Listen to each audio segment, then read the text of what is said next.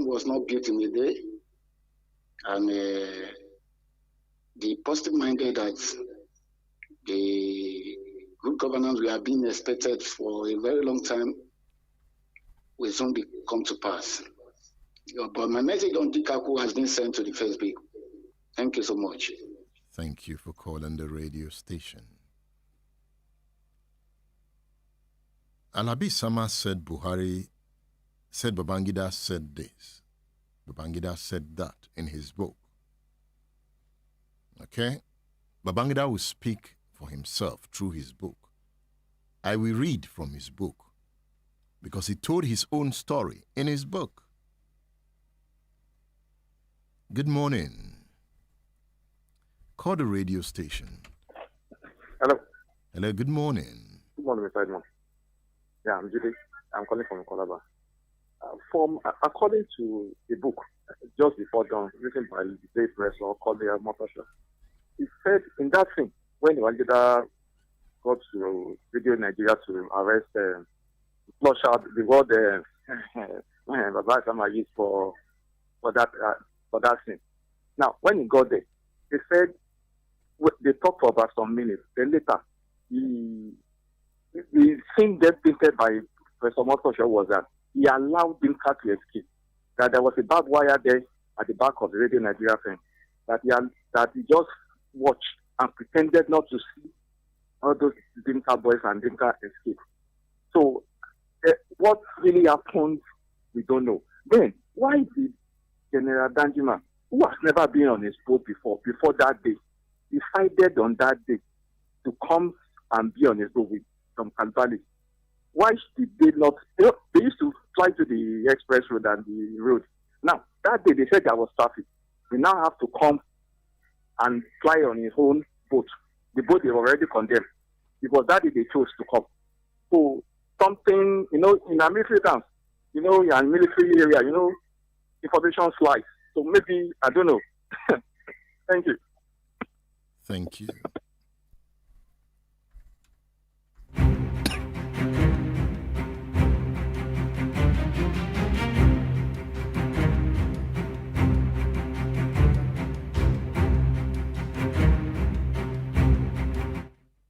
Let's read from Ibrahim Babangida's autobiography entitled A Journey in Service. A Journey in Service, an autobiography by Ibrahim Babangida. On page 94, Babangida writes, "The scene was in disarray when I arrived at the army headquarters, still oblivious to what had happened. But I soon found out that a coup attempt was ongoing and that it needed to be put down. I will never forget my exchange with General Akinriade as I sauntered into the top floor of the building. 'Ibrahim, where the hell have you been?' the general inquired. 'We've been looking for you. You must go and see T.Y. Danjuma immediately,' he continued. Convinced I was being sought after because of our ongoing meeting on the Army's reorganization, I looked at my wristwatch and told the general I was on time since it wasn't yet 9 a.m. 'Who is talking of a meeting?' the general thundered back. 'Haven't you heard what happened? That the head of state has just been assassinated and that Major Dimka has made a broadcast claiming to have taken over.' I remember exactly how I felt that morning when General Akinriade broke the news to me. So Isama, in this interview, the ongoing interview, said Babangida said it was Danjuma that told him. From Babangida's book, Babangida said it was Akinriade that told him. Remember, Akinriade has been mentioned. So it wasn't Danjuma that Babangida said told him of the coup. It is Akinriade. It is stated in this book. Why that interview was going on? I wasn't good with Babangida's book. I wanted to stop General Sama at some point. But I said, okay, let him make his point. I will use the book to state IBB's point. And the interview with General Sama is the longest interview in my career. I've not had an interview for about 5 hours. Alabi Sama had a lot to say, and he's 85. And I said, let him see everything. I might not have the opportunity again. So he said, and I was the one asking him to stop. He wasn't ready to stop. He's so energetic at 85. I'm still doubting. He's so straight. You know, at some point, I had to give him a marker. He went to the board. He began to break down the Scorpion strategy of war, how the Nigerian troop captured Port Harcourt or Bubra.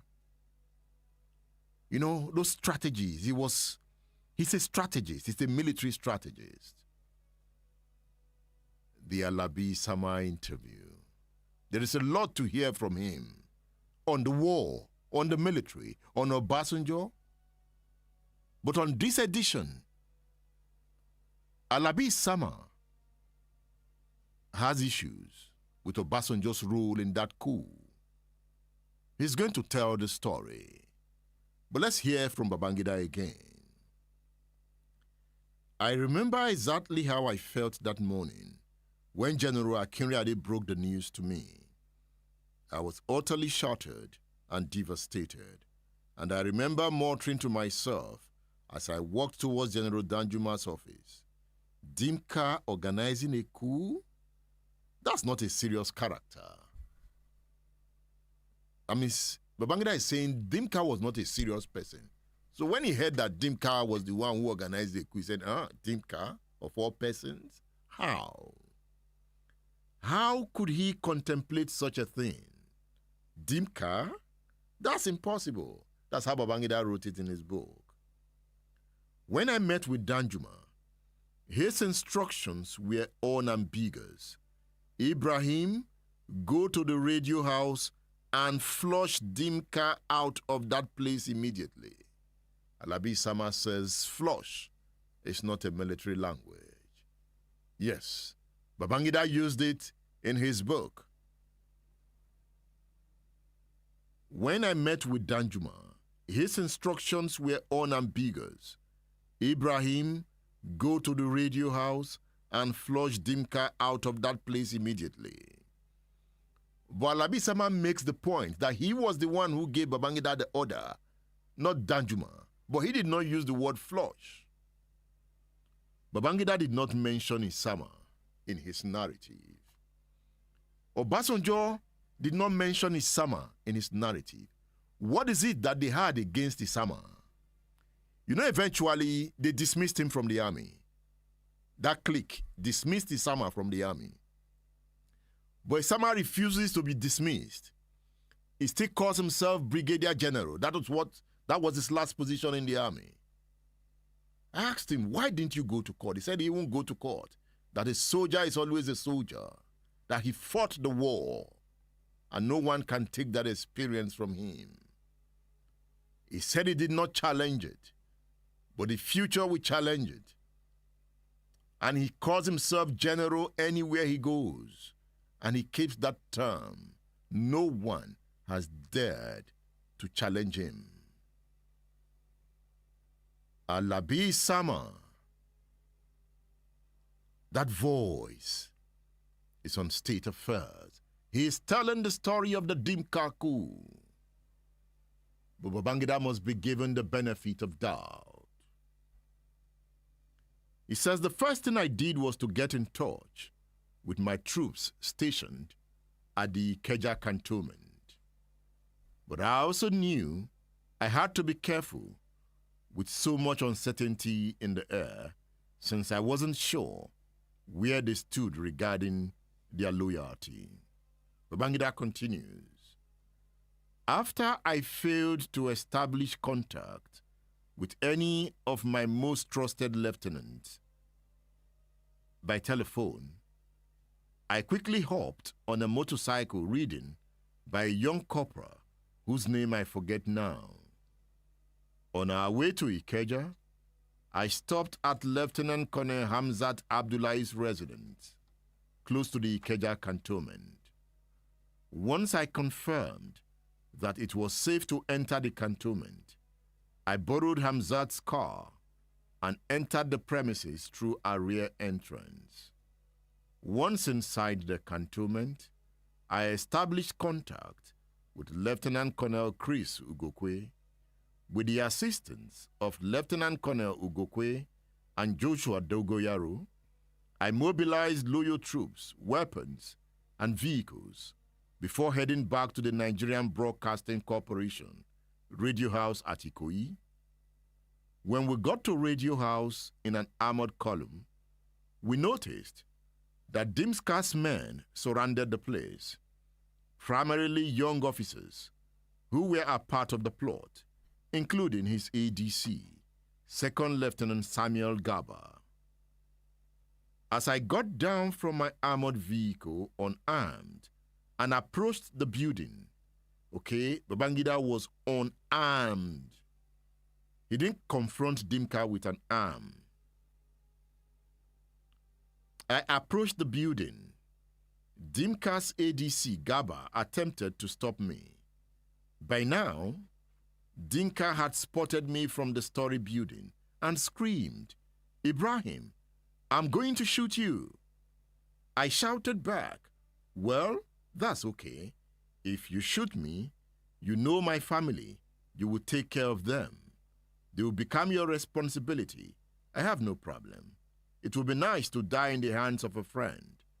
After a pause, Dimka soberly replied, "Ibrahim, I like your guts. Come upstairs." Now this is the encounter between Ibrahim Babangida and his friend Dimka. You know, the military boys, they were all friends. They were all friends.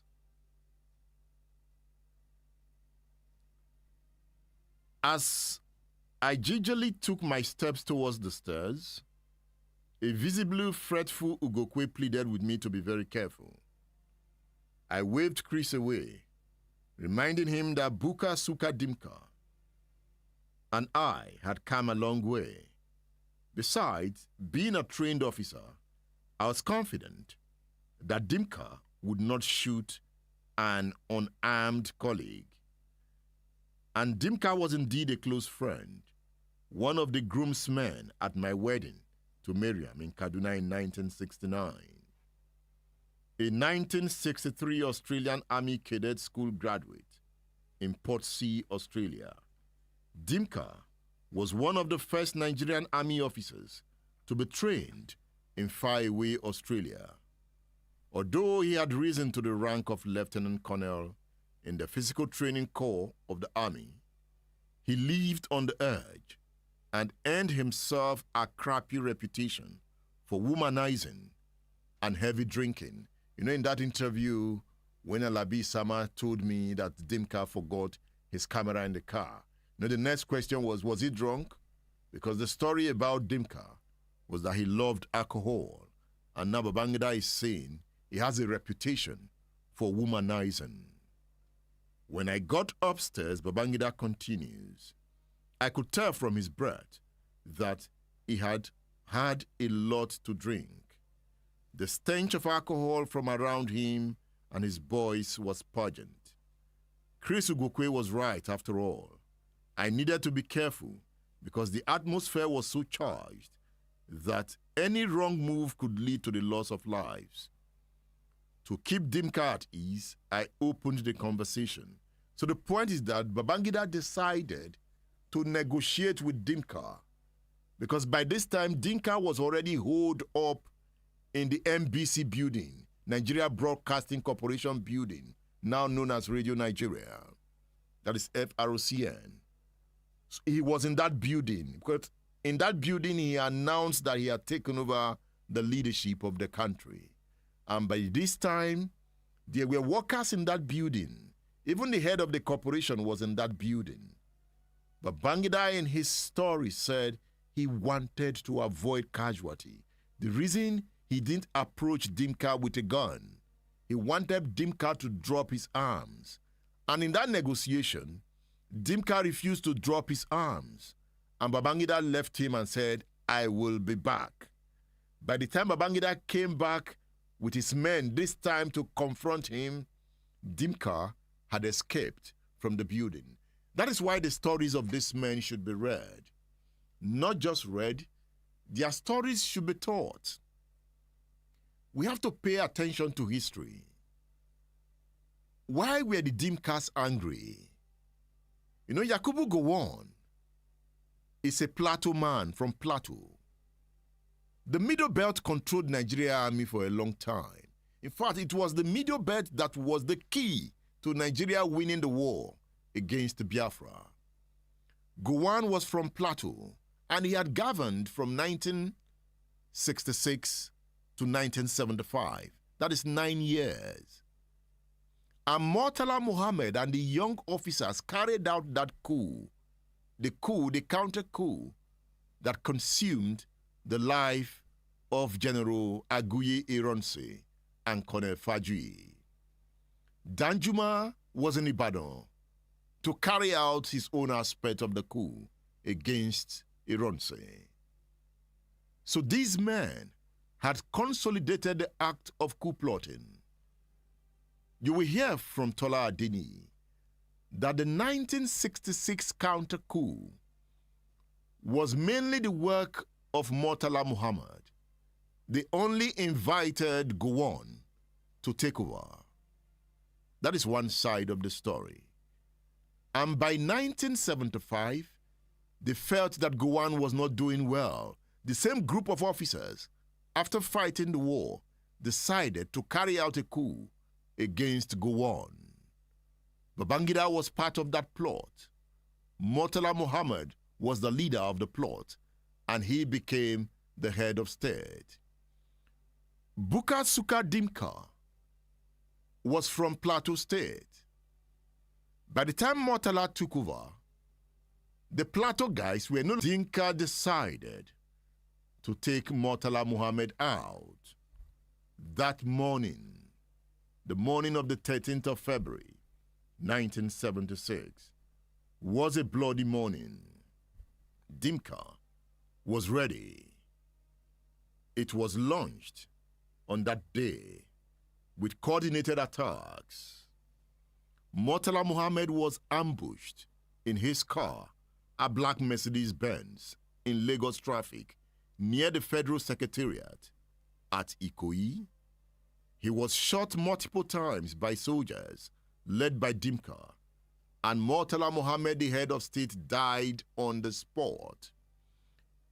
You know, the death of Murtala Muhammad that day changed the security architecture around Nigeria's heads of state. You know, Murtala was so free. He wasn't even going home with his brigade of guards. He didn't have men on siren. He wanted to be that simple head of state that you could reach. So he went about easily, without fear, not knowing that Dimka was lurking around.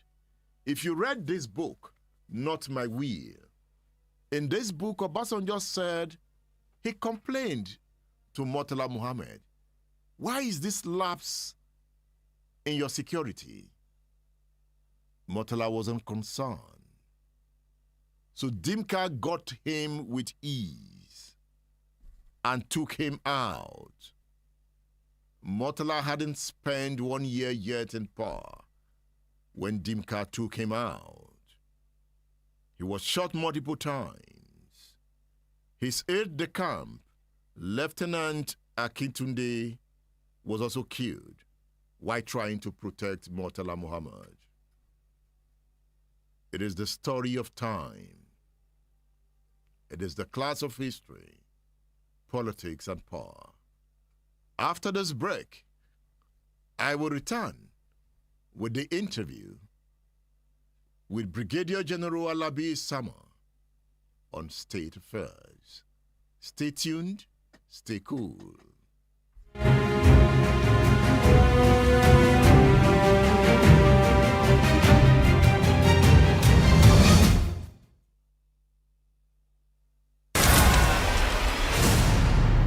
State Affairs with Edmondo Bilo is live.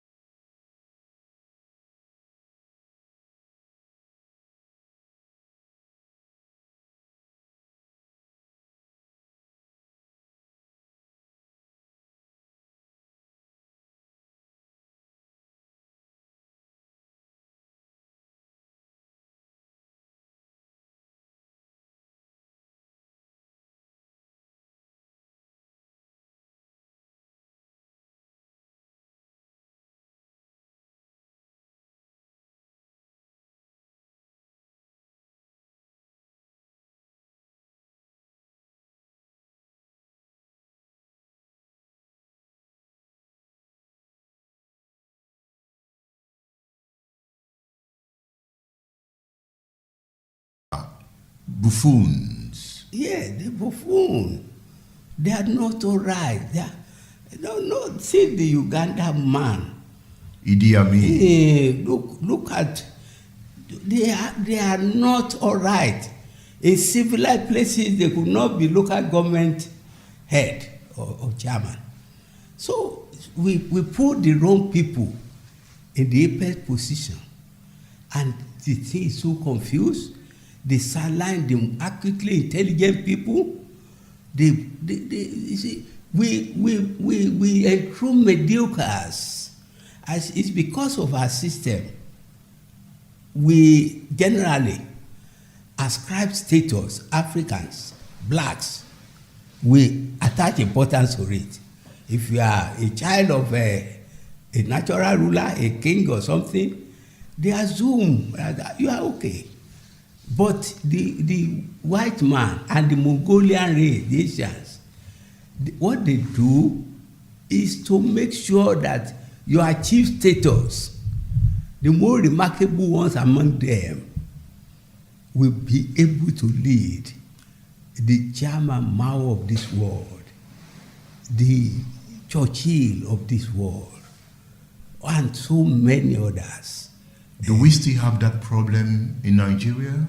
We have. Do we still enthrone mediocres in Nigeria? If you can use a word that is worse than mediocre, you have no clue. What type of country is that? Mediocres, we are there. There is something, and what is worse is that the people too are unconcerned. Let me give you an example. People in Nigeria are unconcerned. It's the attitude of the black man. In the House of Representatives, somebody quoted figures how the House was padding money illegally, and you cannot find a country if it's not a black country. And the House, instead of explaining what happened, instead of the government probing it, the House voted and said the person is suspended for 1 year. Is that part of the black man's dilemma you wrote about? It's our dilemma. And then, it's not possible in many places. In Europe, they will rise like one man and then say, no, it's impossible. But we are here. Even the intelligent ones have been cowed down. So is docility part of the black man's dilemma? Yes, it's docility. We are docile. We are not gifted. The most intelligent people are sidelined. How come the most intelligent people continue to allow themselves to be sidelined? Yes, because there's one point about that. This is a country, the black people, they are people generally who attach importance to ascribe status, not achieve status. The people who knew they were inadequate were at the helms of affairs in many African countries. They do everything desperately through coercion, through free use of public money to entrench themselves. If you talked about intelligent ones being relegated to the background, does that make them intelligent? Can't they use their intelligence to upstage the so-called mediocres and take over the affairs of the state? Yes, that is why those of them, they dehumanize many people. Those who are professionals, those who retire in the public service, they could hardly feed themselves. They take away their pension, they don't pay them in time, and at their old age, they suffer. But the Lee Kuan Yews that you have mentioned Yes. as inspirational leaders were leaders who took advantage of their intelligence, then deployed their intelligence to run in the state. How come in the case of Africa, we always find excuses for the so-called intelligentsias? Now, I think the situation will change. Why it will change is this. Those clever people, those intelligent people, those with vision, they've been driven to the wall. We will round off this interview by looking at a comment from one of your friends, Totai Solari, who prophetically wrote in one of his articles in his weekly Nigerian Tribune column, The State of the Nation. He wrote this on January 11th, 1982. Tai says, however, 5 years delay before my review of this book is nothing, as Black Man's Dilemma is going to be hotly debated for the next 25 years at least by those black Africans and their European sympathizers who earned their professional chairs by what we have, truism of the tremendous contributions of the black African to the world culture and civilization. Interestingly, the book is still widely debated 42 years after it was published in 1976. What a feat. Huh? Well, I used to tell people that it is the divine grace of God. It's the Holy Spirit that gave the idea to me in 1962 as an undergraduate of the then University College Ibadan. And so many people, my lecturer, Professor Esiewide, when I went to Obudu Katuran to write the first 3 chapters, he asked me what I was doing. And I told him the synopsis of the book. Then he called his wife. What have we been debating and talking about for the past 10 years? He said it's the plight of the black man in the world. I just thank God that he gave me the idea. But why the relevance of the book now is that Nigeria, I continue to say it, the most thickly populated black country on earth and one of the richest country on Mother Earth, has no clue on anything. We have the largest percentage of illiterate children, 70% in abject poverty, basic needs of life, electricity, water, drinkable water, good roads, essential basic thing in hospitals. Nigerians lack it, which means something is wrong with the black race. How can their professional chairs by what we have, truism of the tremendous contributions of the black African to the world culture and civilization. Interestingly, the book is still widely debated 42 years after it was published in 1976.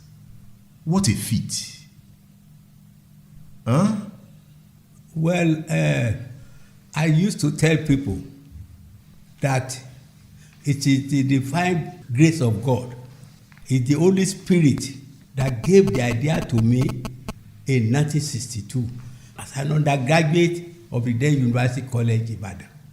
And so many people, my lecturer, Professor Esiewide, When I went to Budukaturan to write the first 3 chapters, he asked me what I was doing, and I told him the synopsis of the book.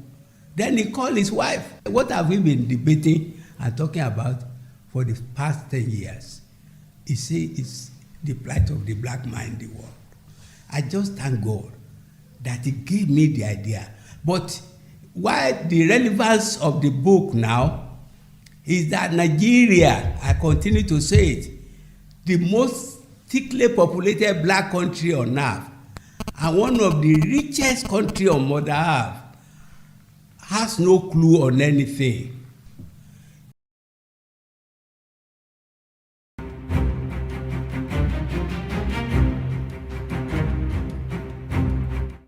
The program is State Affairs on Splash 105.5 FM, the Integrity Station. I have mentioned 4 books already this morning. The Tragedy of Victory, on the sport account of the Nigeria-Biafra War in the Atlantic Theater. Classic. Some have said is the best work written by someone on the front line on the war. Someone on the front line. Alabi Sama. The Tragedy of Victory. I recommend this book to you. You'll find it on udarabooks.com. You can also order it through my WhatsApp number 080 309 18449. You can order the book through my WhatsApp number 080 309 18449. I have read from Ibrahim Babangida's autobiography, A Journey in Service. It's another work you should read. The men who shaped the today of Nigeria are telling their stories.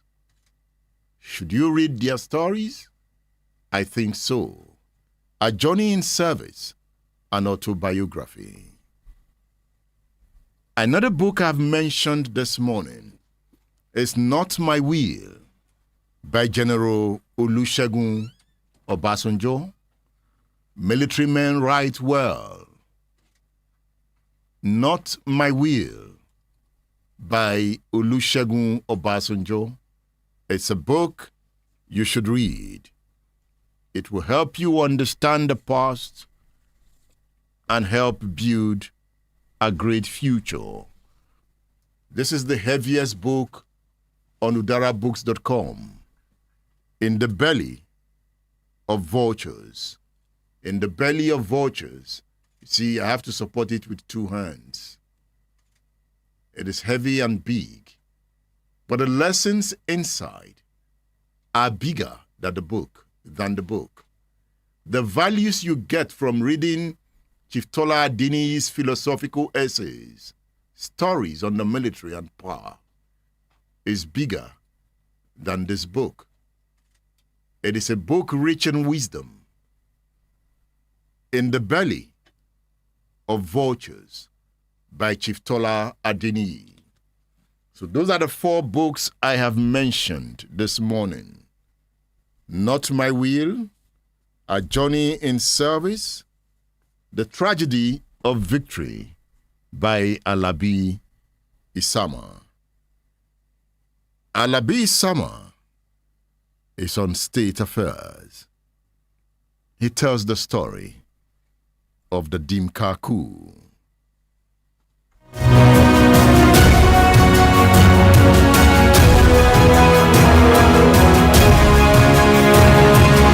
That's the quote. Let's read from your book. Read what? Tell me the page. Let's read from page 437 Okay. of your book. Okay. You said since 437. Yeah, Yes. this is my boat. You said since General Muhammad had been killed, we started looking for who was next. Okay. This was the greatest mistake of my life. Yes.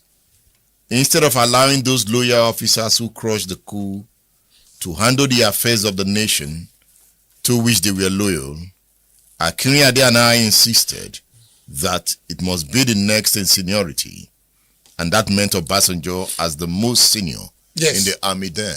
That's what happened. Now, the head of state was gone. This is now the politics to replace the head of state. Yes. What happened? Well, now we put on the security. Now, in the army headquarters at that time, officers come in, they know they cannot come with weapons. They cannot. It was part of the security. I had, in those days when there were coups, they would cut the telephone line. There was no GSM at that time. They would cut the telephone line, so I had motorcycles.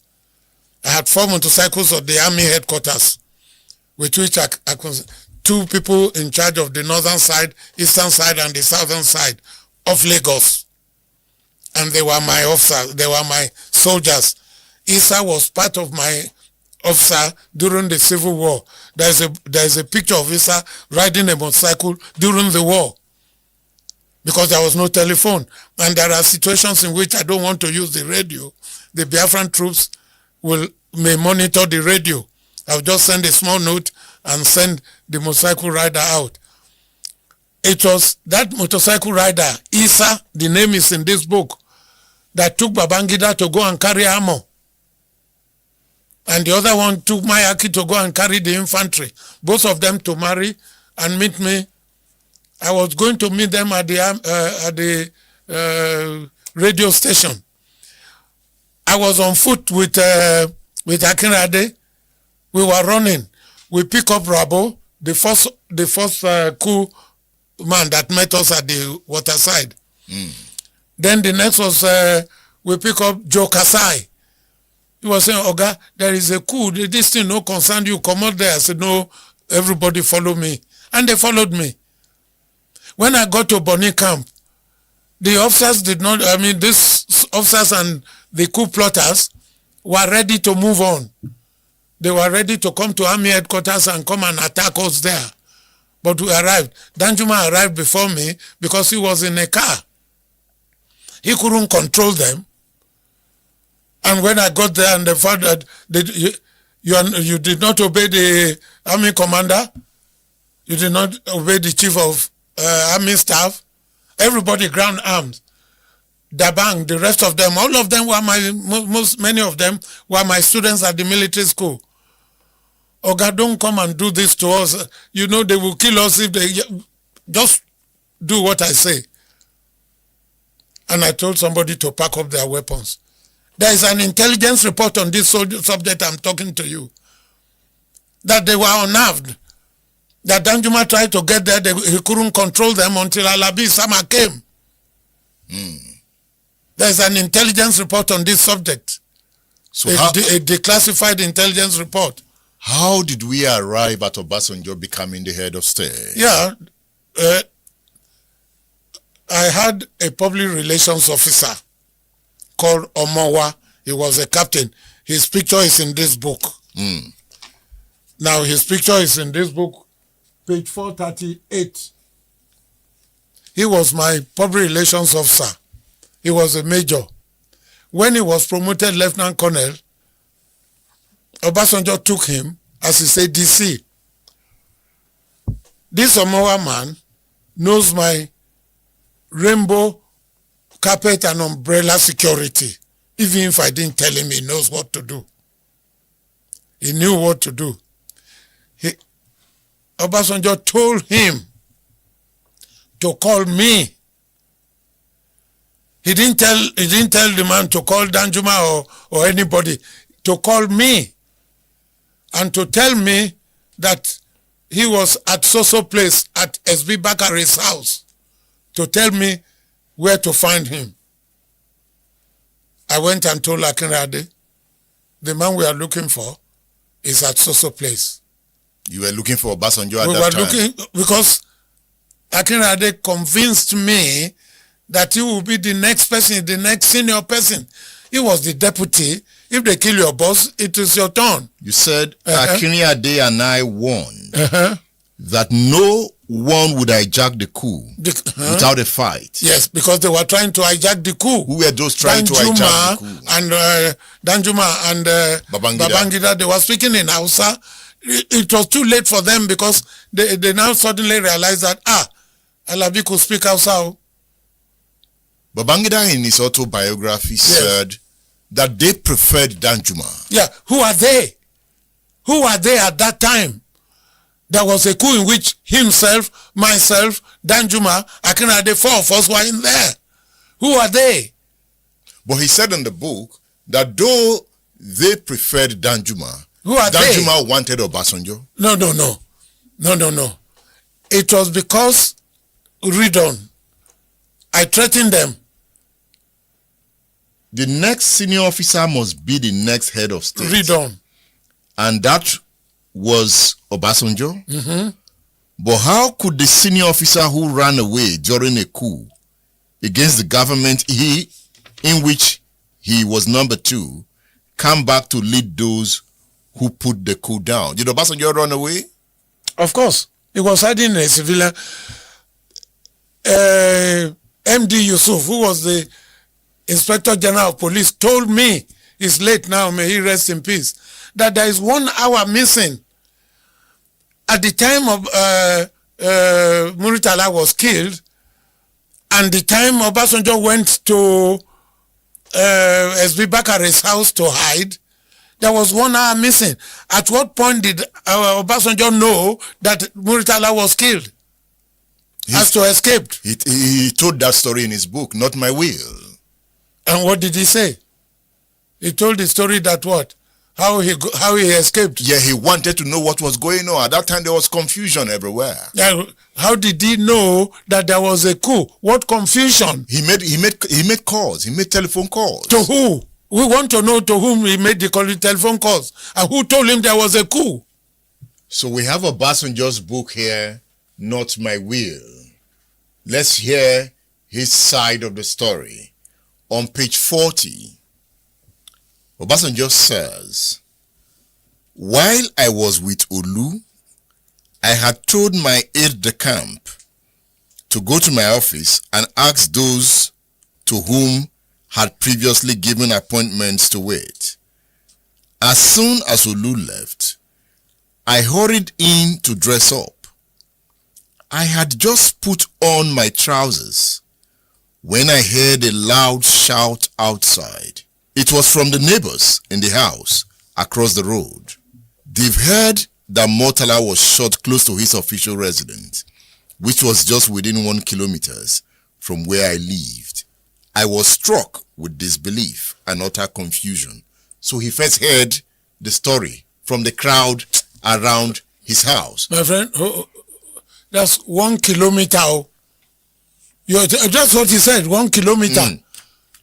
You heard the story 1 kilometer away. So he now left his house. Okay. And this time, he is in Bakare's house. No. Before getting to Bakare's house, how did he do that? He left his house because in that, okay, you want us to read further? No, you must read that he had the noise from the crowd. When he had the noise from the crowd, what did the crowd say? I was struck with disbelief and utter confusion. Soon after, my ADC came in and confirmed what I just heard. He said he saw the vehicle and witnessed the confusion around the scene where the head of state was shot. While still trying to collect my thoughts and control myself, an old schoolmate, Mr. Akoni Amodu, came in and suggested that I should come with him to a safe location. He lived in a block of flats almost overlooking the scene and had apparently also seen the pandemonium when the assassination took place. He was still trembling when he came in. I quickly changed into Mufti, as I still could not establish the identities of the coup makers. It was advisable to be as unrecognizable as possible, if only lightly armed. Mr. Amodu offered to take me to his boys' quarters, where he thought I would be safe.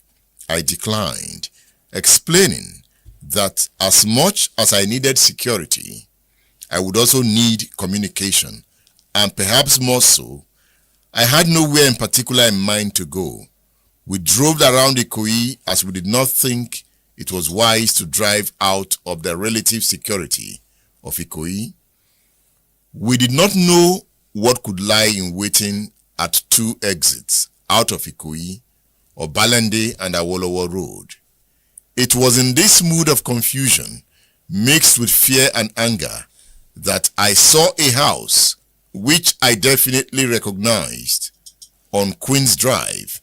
It was Chief S.B. Bakari's house. So Obasanjo is in Bakari's house now. Let me skip some lines. He says here, I asked the chief if I could use his telephone, and he showed me into a small room.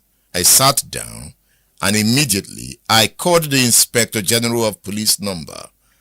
Alhaji MD Yusuf picked up the telephone, expressing sadness and subdued delight when he heard my voice.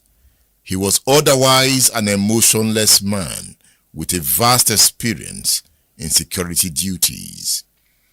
He did not ask me where I was, just in case somebody was listening in, and I did not tell him either.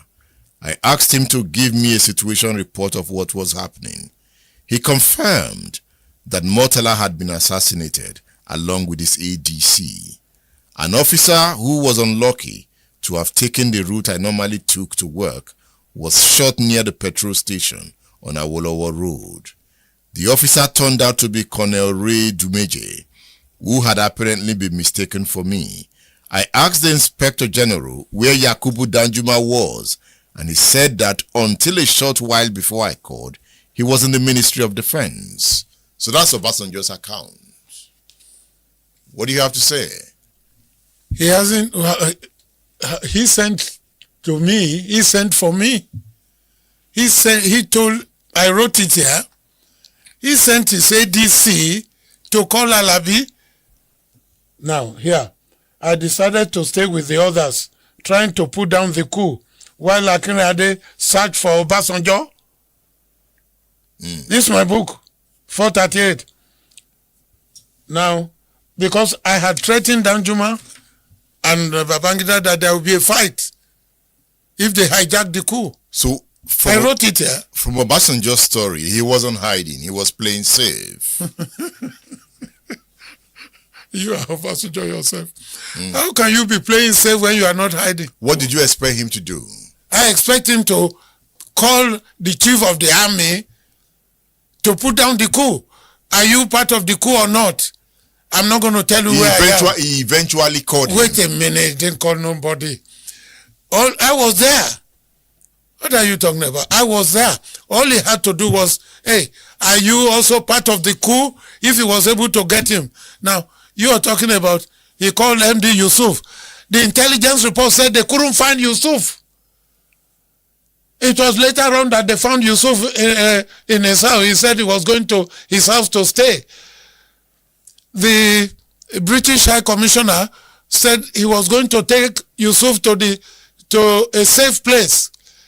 Yusuf refused, that he would rather go home.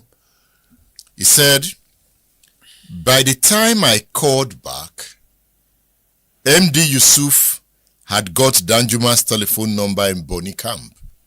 Danjuma was in Boni Camp at some point, right? As soon as he hung up, I got in touch with Danjuma, and he briefed me about what was happening and what he was attempting to do. So he called Danjuma. I did. You know, this is story today. He didn't want to say he called Alabi Sama. Yeah, the man is... Why is it I didn't want... okay, I can't say he didn't mention Alabi Sama because I've not read every page of the book. He cannot mention Alabi Sama. Why? Because he's not my friend. Why this man is still alive? Omowa is still alive. Why did he tell Omowa to call me? For Omowa to be able to call me, he had to call my family. It's part of the Rainbow security. which he knew. He had to call my family, and he knew I would give my family the location that I was. But it seems Obasanjo have his own survival tactics, and he Yeah, works, whatever and it is. and he works for him. Of course. He works for him. Of course, that's destiny. That's what you call kismet. His strategy might be different from yours. Look, I am not arguing this point. I am saying, why did he call me? So did you see him eventually? Why will I see him? I didn't have to see him. I didn't. He sent somebody to call you. Yes. Did you go? I didn't. Why? I told Akinade to do that while I stayed with Danjuma and Babangida because they were speaking in Hausa. I wrote it in my book. Did Akinade see him? I won't know that. Because he wrote in his book that Akinade came to drive him. Akinade came to drive him to his first meeting. Akinade was not a driver. He was the general officer commanding one division of Nigerian Army. So he would have known what we went through to be able to get him to the first meeting. State Affairs with Edmondo Bilo is live.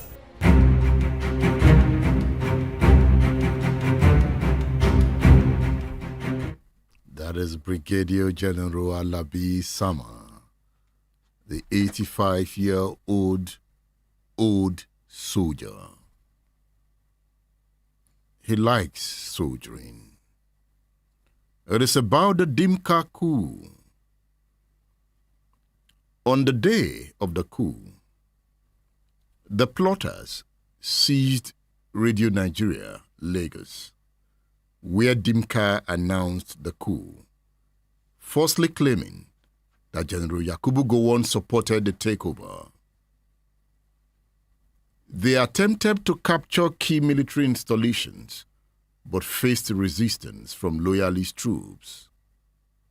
The coup quickly unraveled due to poor coordination and lack of widespread military support. The coup collapsed within 24 hours, and it was due to the resistance of men like Alabi Isama. There was public outrage over Murtala's assassination, as he was widely respected for his integrity and reforms. There was also lack of a clear post-coup plan among the conspirators. A military tribunal was set up to try the coup plotters. But let me let Alabi Sama to land. General Alabi Sama, please land.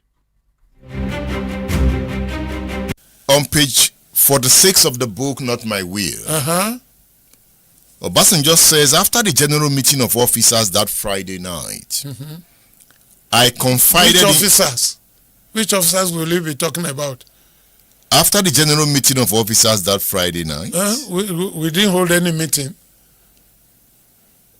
Which officer will you be talking about? I confided in Yakubu Danjuma and MD Yusuf that in the mood I was, neither my spirit nor my body could go on, and that the following morning, the Supreme Military Council should consider appointing a new head of state. I said I would help in the search for one and in the process of bringing about stability, but that I was not willing to be head of state. Yeah, he has the right to his own idea. He has the right to it. He didn't want it. It doesn't matter. I didn't know that. He said it here. He's entitled to his opinion. So how did he get it? All I know is that this man Roland Omawa that I'm calling now, he called me. He got in touch with me, and I wrote in this book. Look, here I said, page 439. I decided to stay with the others, that means Danjuma and Babangida, trying to put down the coup.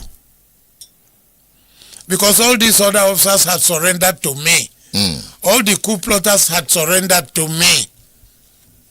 Just as we were thinking we had a tip-off from Lieutenant Colonel Roland Omowa, who was then Obasanjo's ADC, had sent me a message about the whereabouts of his boss, that he was at the house of a chief. That's Chief Bakari, right? Yes.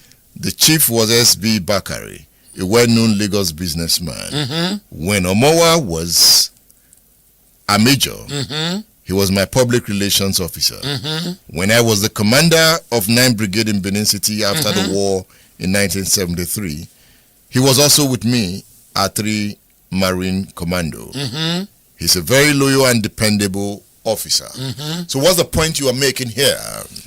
The point I was making here was that the man called me and he knew where to get me. He knew where to, and he knew how to get me. But one point here is that you and Akuriade put your feet on the ground, insisting that the next senior army officer must take charge. Yes. And Obasanjo took charge. He didn't say no. He accepted it. He didn't say no. State Affairs with Edmondo Bilo is live.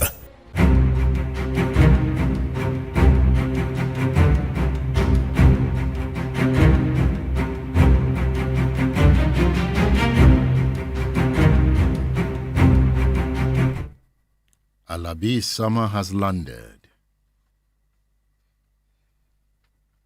There is a book I'm going through at the moment.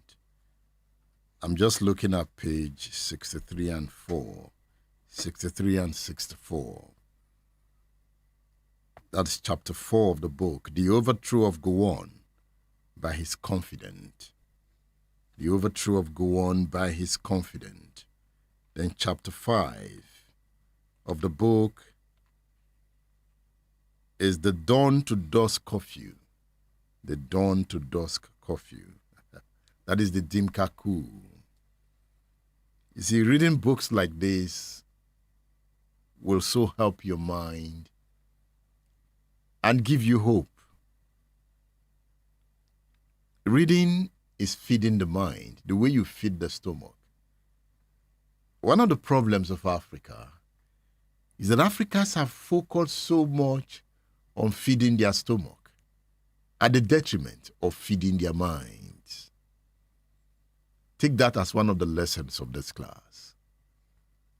Africans take so much pleasure in feeding their stomach, and they find it very hard to feed their mind. Reading is one of the best ways to feed the mind. You want to be a billionaire? You want to be a leader? You must feed your mind. Find books to read. Search for books. It doesn't stop you from working. The more you read, the more you know, and the more you want to know.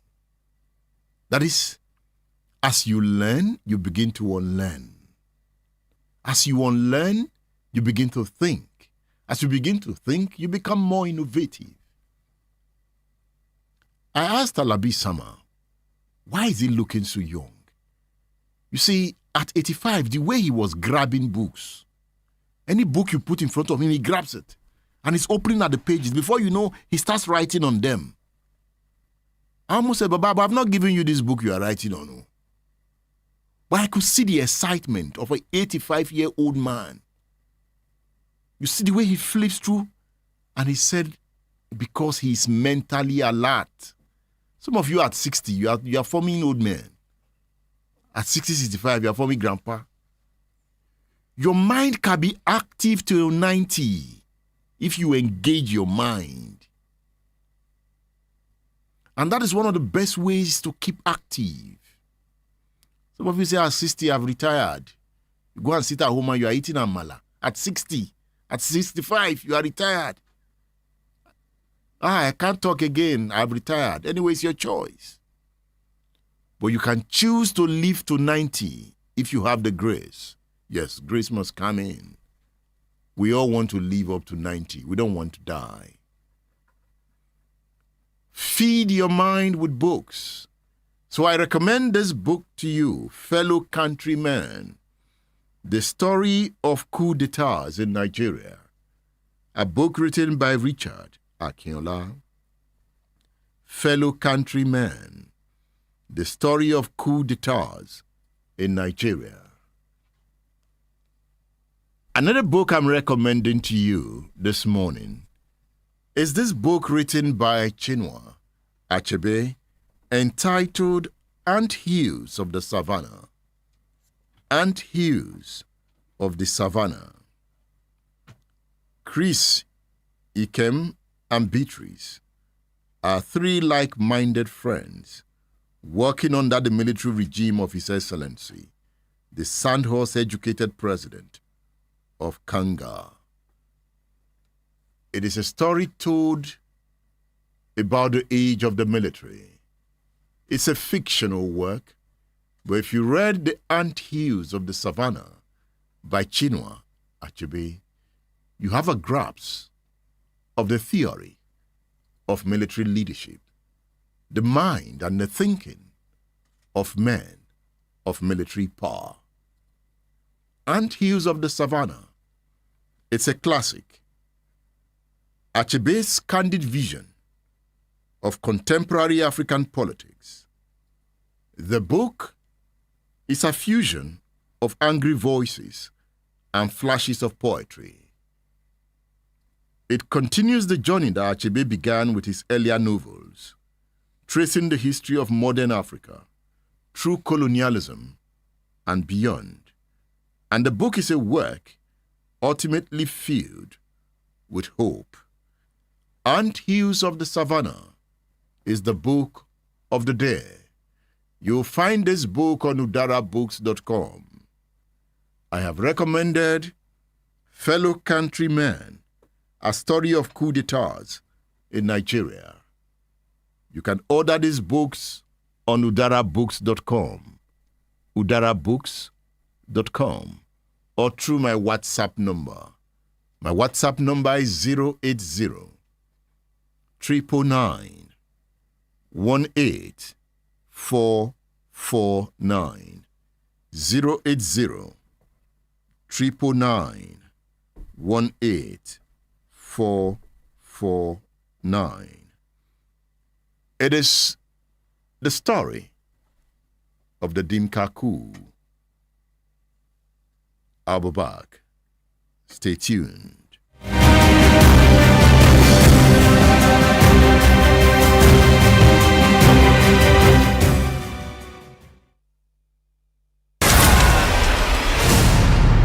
State Affairs with Edmondo Bilo is live. Splash FM 105.5. August.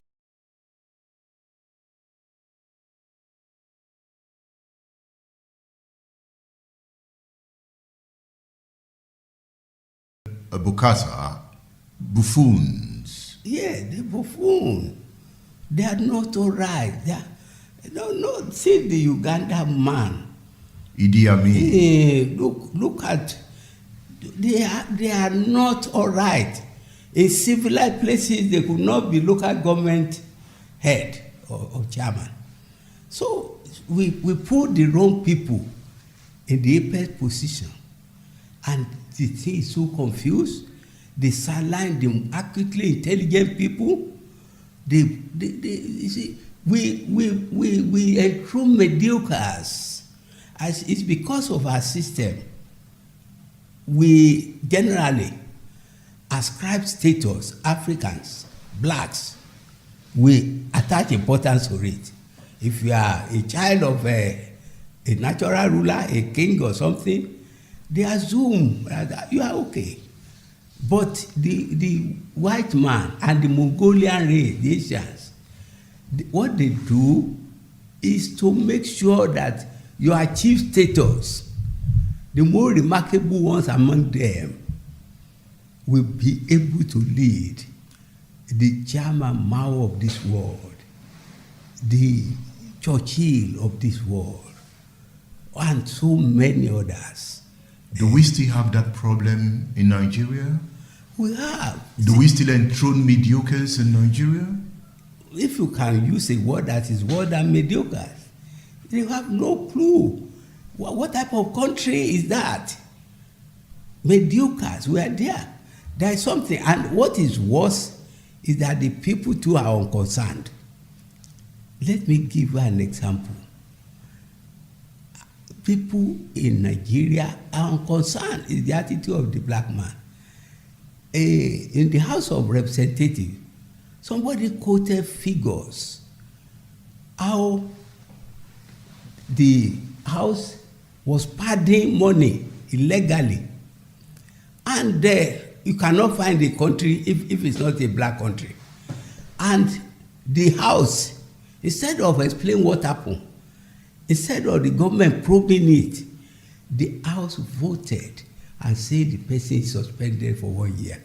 Is that part of the black man's dilemma you wrote about? It's our dilemma. And then, it's not possible in many places. In Europe, they will rise like one man and then say, no, it's impossible. But we are here. Even the intelligent ones have been cowed down. So is docility part of the black man's dilemma? Yes, it's docility. We are docile. We are not gifted. The most intelligent people are sidelined. How come the most intelligent people continue to allow themselves to be sidelined? Yes, because there's one point about that. This is a country, the black people, they are people generally who attach importance to ascribe status, not achieve status. The people who knew they were inadequate, who are the helms of affair in many African countries, they do everything desperately through coercion, through free use of public money to entrench themselves. If you talked about intelligent ones being relegated to the background, does that make them intelligent? Can't they use their intelligence to upstage the so-called mediocres and take over the affairs of the state? Yes, that is why those of them, they've dehumanized many people. Those who are professionals, those who retire in the public service, they could hardly feed themselves. They take away their pension, they don't pay them in time, and at their old age, they suffer.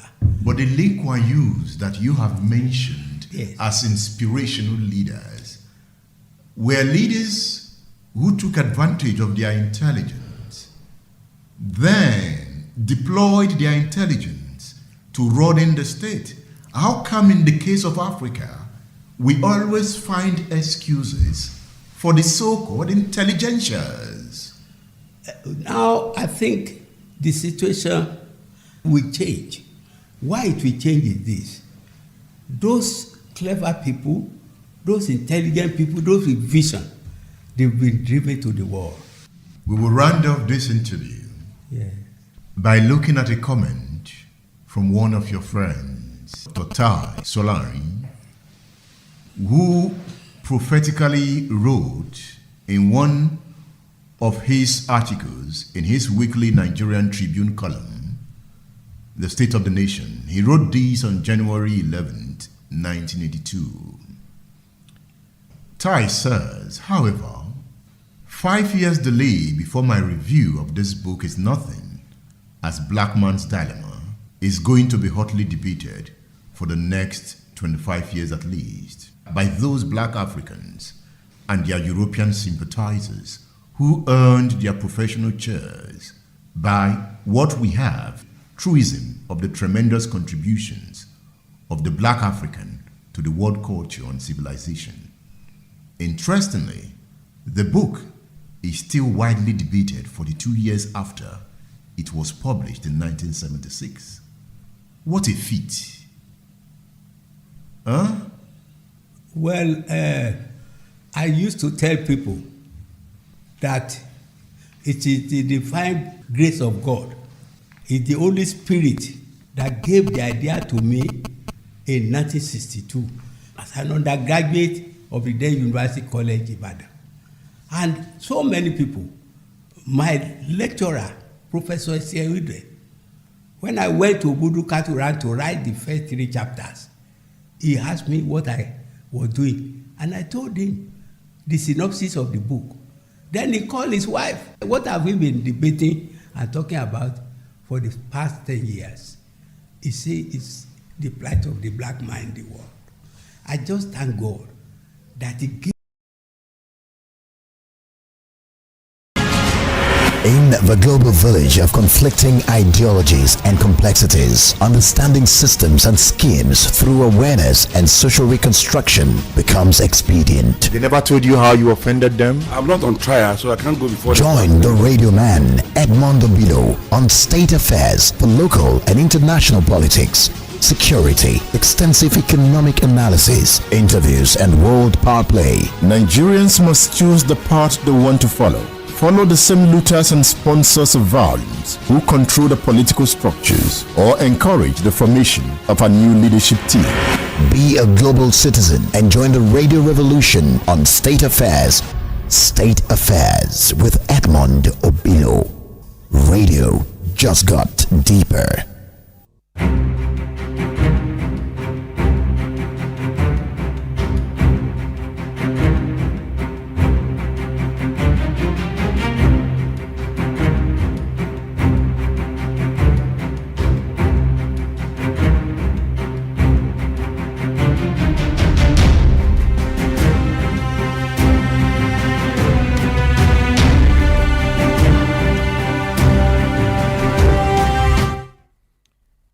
Okay, I can see some comments here. Hori Funshi on X says, looking forward to your eulogy on the legendary Kenyan and African writer Ngugi wa Thiong'o, who passed on this week, just when I was about to finish reading his book, A Grain of Wheat. God bless his soul. Yeah, that's Ngugi wa Thiong'o is gone. Fasai is on X. He says, good morning, radio man. Okay. Which story here? Who would tell the tales of Gideon Okaku? One Olurenti Awili is asking on X. And the Falade Olorun Toba is saying, Great Ogboru the financier. Ogboru is still alive. I will come to the Okaku someday. I'm already researching on it. Olani Sam Legend Baba says, good morning, the radio man. General Alabi Sama is one of the best military officers produced by Nigeria. I have read his book, and the way he documented his experience was too precise. You know, he had pictures to back his argument. Alabi Sama had pictures. If you read his book, I prefer looking at the pictures to reading the letters of his book. Because most of the stories he told, yes, interesting stories, no doubt, but I wanted to see the pictures of the war. I've been looking for pictures of the war. Alabi Sama has pictures of the war, maps of the war, strategies that were deployed are in his book. It's a comprehensive book. The book can be titled How to Win a War. The book is a book on military strategy. And once you have the skills, once you understand military strategy, you understand the strategies of power. Lanista Aspiration is on X. He says, I know the general will have a lot to say about Obasanjo's deceit and manipulation, particularly regarding how they copied and pasted the presidential system from America into the Nigerian 1979 Constitution. Abolade Olamilekan, I greet you. I'm still on X. I'm trying to Okay? Motown Newsboy. Motown Newsboy says General Abi Sama is one of the greatest historians of the Nigerian military. Having this sharp memory at the age of 85 is impressive. It is impressive, I must say. It's impressive. But if you take good care of yourself and you have the grace, at 85, you should be sharp. Yes, my dad still has the story in his head, but it's not as fit as Alabi Sama. My dad is already struggling, but they are age mates. Yeah.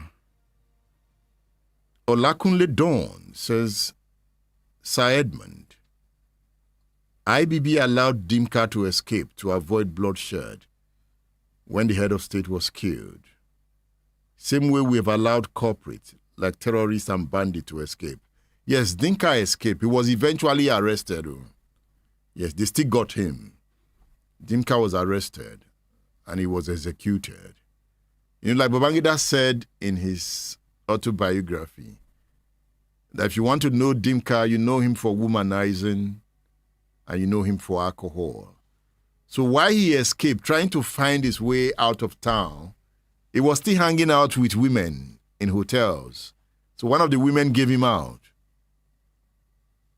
You know, he was still hanging out with women. In fact, he was with a woman that day when the military stormed the hotel to arrest him. He was trying to find his way out of Nigeria. So he was somewhere around the east, trying to find a way to Cameroon, but he was still enjoying life. That is Dimka for you. After all die and die. So let Dimka enjoy himself. Now, let's look at the story from another angle. From the angle of a man who covered the stories of the time, who wrote about them. Chief Tola Adeniyi was around. He has written a lot about Nigeria. So let's bring in Chief Tola Adeniyi, the acclaimed journalist, into this narrative. He takes the story from the Gowon end.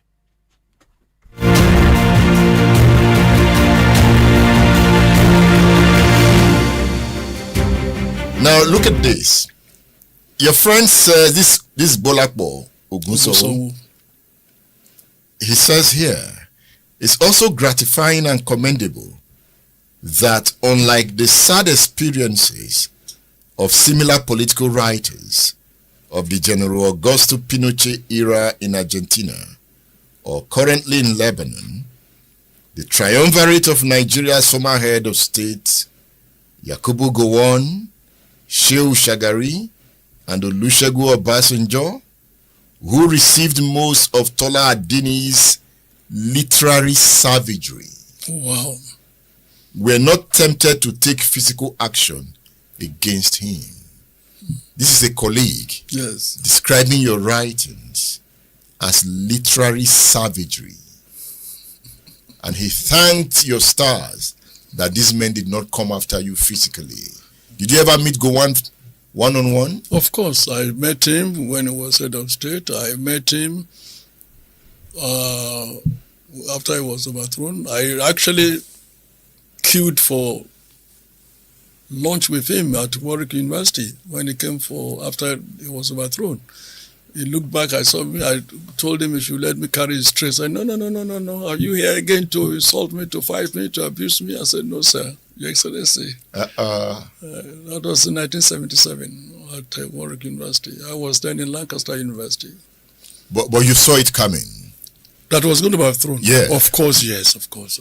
Murtala Muhammad and co. Yes, I saw it. And I saw Murtala. I wrote editorial and sketch a week before Murtala was killed, drawing his attention to his security, and that I hope something untold will not happen to him soon. I wrote it, and he was killed that week. So you saw that space there? Yes. He was not security conscious? No, and I wrote an editorial on it. Why was he not that conscious about his security? I think he has, I may be wrong, I think he was a man who believed he would have a violent death. and was not scared of it, of the thought. I think he was conscious of being a matter, that he was very conscious of it. Was he a violent man? By nature, yes. Very. Because I've read stories about him during the war. Yes. Even the counter coup. Yes. Was he the leader of the counter coup? He was the initiator. He was the brain behind it. He was the brain behind it? 100%, yes. Not Gowon? No, not Gowon. Gowon couldn't stage a coup. Gowon couldn't stage a coup? No. How? Gowon is not a violent person. Not a violent person at all. And Gowon is not power hungry. He's not after power. And he didn't feel as enraged as average Hausa man or Fulani man about the coup or about the death of Saddam. Don't forget that also Hausas among those who staged that coup. So Gowon was not a violent person, and the religious background of Gowon, he was a catechist son. Gowon was more of a preacher. Gowon was, I don't think throughout his military career he killed anybody. I stand to be corrected. Gowon was not a violent man.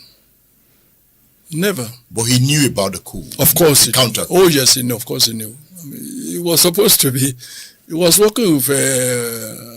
What was he? Was it chief of staff? He was working with Ironsi. He was working with Ogundipe. He knew them. He was aware. But Gowon is not the person that will pull the trigger to kill anybody. That's my understanding of him. I may be wrong. I was never a member of the military. But I was very close to the military. Theophilus Danjuma was part of the counter coup. Well, they've written so many books trying to say he was not very much involved. But I think he was.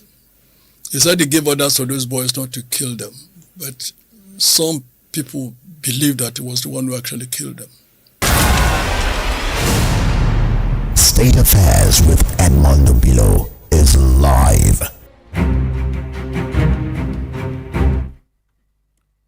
Chief Tola Adeniyi is on State Affairs, telling the stories of time. I can see Prince Omowa Jimmy Edward on Splash FM page on Facebook. John Oguche Onyisi says a great story being told. Ayodele Moses, I greet you. Onyisi says a great story being told. Ayodele Moses, I greet you.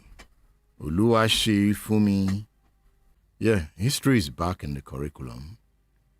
Abu Kasimu is in class 2. Abu Kasimu, I greet you. Chief Tola